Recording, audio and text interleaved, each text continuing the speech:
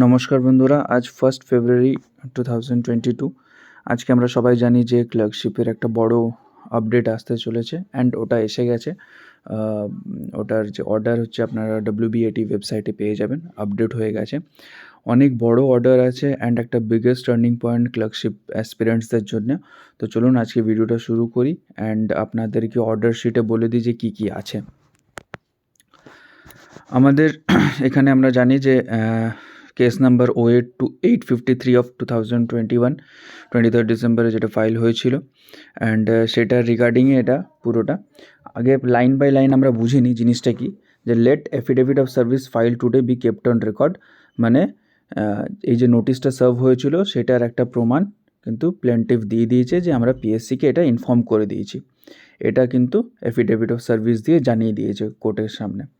Next প্যারাগ্রাফে বলেছে the mister D Chatterjee, মানে প্লেন্টিফের উকিলবাবু mister D Chatterjee, learned advocate for the applicants, submits that the selection process for the post of clerkship examination 2019 lacks transparency as the number of vacant posts were not advertised। আচ্ছা, এখানে প্রথম allegation, মানে ওনারা বলছেন যতটা সরকারের ভ্যাকেন্সি আছে অতটা ভ্যাকেন্সি কিন্তু অ্যাডভার্টাইজ করেনি।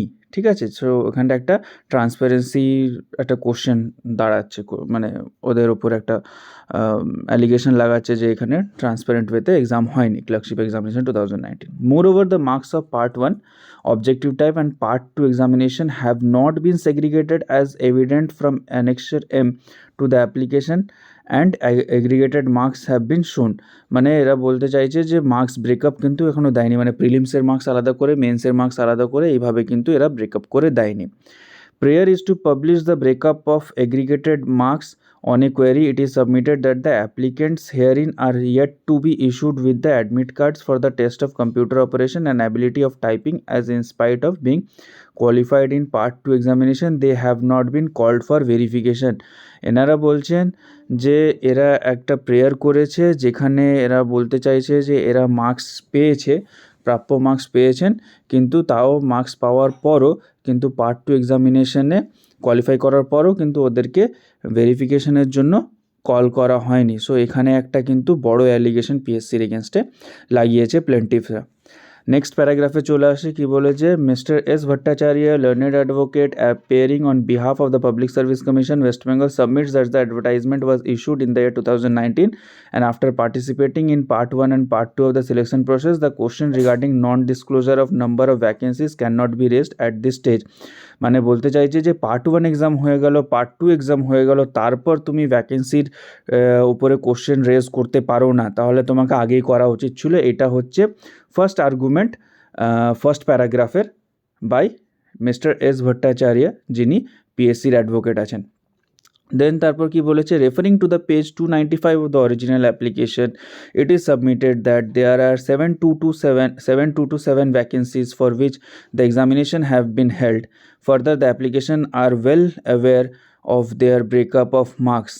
আচ্ছা, এখানে বলে দিয়েছে যে পেজ নাম্বার 295-এ রেফার করেছে, মানে ওদের রেকর্ড অনুযায়ী পেজ নাম্বার 295-এর যে অরিজিনাল অ্যাপ্লিকেশন আছে ওখানে ওরা সাবমিট করেছে যে ওখানে ভ্যাকেন্সি 7227 ভ্যাকেন্সিজ আছে অ্যান্ড ভ্যাকেন্সিকে ক্যাটাগরি ওয়াইজ ওখানে ব্রেকআপ করা হয়েছে। লাস্ট লাইন কী বলেছে, further the applicants R well aware of their breakup of marks which is evident from a perusal of aggregated marks in annexure M of the application, therefore segregation of marks in part 1 and part 2 is not relevant। মানে কথাটা ঠিক বলেছে যে এখানে তোমার কোনোভাবেই part 1 part 2 তোমরা তো আগে থেকে প্রিলিমসের মার্কস আমরা দেখে নিয়েছি। প্রিলিমসের মার্কস যখন দেখে নিয়েছি তখন আমরা যেটা মেন্সে আমাদেরকে মানে অ্যাগ্রিগেটেড মার্কস দিয়েছে টোটাল সামেশন করে ওখানে মাইনাস করে দিলেই তো হয়ে যায়। তো ওখানে আবার এইভাবে বিভ্রান্ত করার জন্য আবার একটা অ্যালিগেশন লাগানোর কোনো মানে হয় না।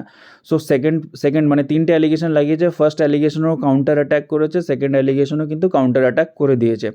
So let the matter appear under the heading admission hearing. Admission hearing মানে আদৌ কেসটা টিকবে কি টিকবে না, বা কেসটা নেওয়া উচিত কি উচিত না, এর ওপরে কিন্তু শুনানি হবে 8ই ফেব্রুয়ারি 2022। মানে এখানটায় কিন্তু সেটব্যাক হলো যারা কেস করেছে, আর যারা পিএসসি কিন্তু স্ট্রং পয়েন্টে রয়ে গেছে। তাহলে কি হলো এখানে, যে কোর্ট আদেশ দিয়েছে যে এটাকে অ্যাডমিশন মানে করব কি করব না, এই ফাইলিংটা আরও থাকবে কি ডিসপোজ হয়ে যাবে বা ডিসমিস হয়ে যাবে, এর ওপরে কিন্তু হিয়ারিং হবে। সো আর কি আছে, February 2022 enable Mr. Bhattacharya to take instructions regarding segregation of marks in part 1 part 2 of the examination prima facie since we find the advertisement was issued in 2019 and though it does not contain the number of vacancy as the applicants had participated in the recruitment process and as it appears from the notice dated 30th December 2021 that there are 7 vacancies, the question regarding number of vacancies cannot be raised at this stage. So এখানেই কিন্তু first পয়েন্টটা court ওদেরকে একদম খারিজ করে দিয়েছে যে না, এই ফার্স্ট পয়েন্টটা তোমাদের ভ্যালিড নয়, প্লেন্টিভদেরকে বলে দিয়েছে। So the question of maintainability of the application raised by mister Bhattacharya regarding seeking leave to file single application is kept open. তাহলে এখন যে অ্যাপ্লিকেশনটা যে অ্যাকসেপ্ট হয়েছে কি হয়নি সেটা কিন্তু পুরোপুরি ডিপেন্ড করবে আপনাদের 8th February 2022-তে। ঠিক আছে, তো এইটা আমি এক ধরনের বলবো যে আপনাদের জন্য খুশির খবর, যারা প্যানেলড ক্যান্ডিডেট আছেন বা যারা সিলেক্টেড ক্যান্ডিডেট আছেন, প্লেন্টিফরা কিন্তু অনেকটাই পিছিয়ে গেছে পিএসসির আর্গুমেন্টের সামনে। আশা করি আপনাদের এই ভিডিওটা ভালোভাবে বুঝতে পেরেছেন। যদি কিছু কোয়েরি থাকে নিশ্চয়ই কমেন্ট বক্সে জানাবেন, অ্যান্ড ভালো লাগলেও কমেন্ট বক্সে জানাবেন, বা কিছু মিস করে গেলে সেটাও কিন্তু কাইন্ডলি আমাকে ইনফর্ম করে দেবেন। Thank you guys for watching my video, stay tuned.